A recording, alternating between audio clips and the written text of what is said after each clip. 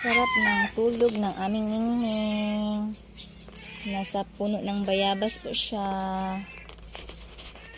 Diba? Tapos meron din itong unan na ang dumi-dumi ng unan. Ayan si Ningning.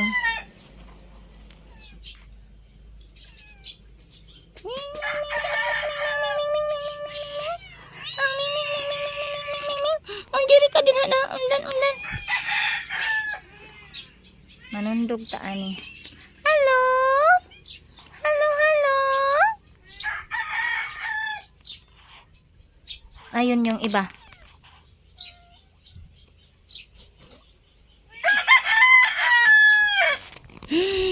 Taba.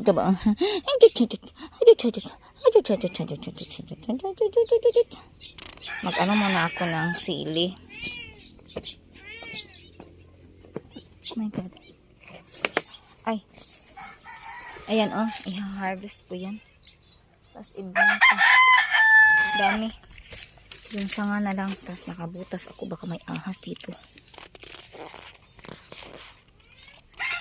Ano na kaayo.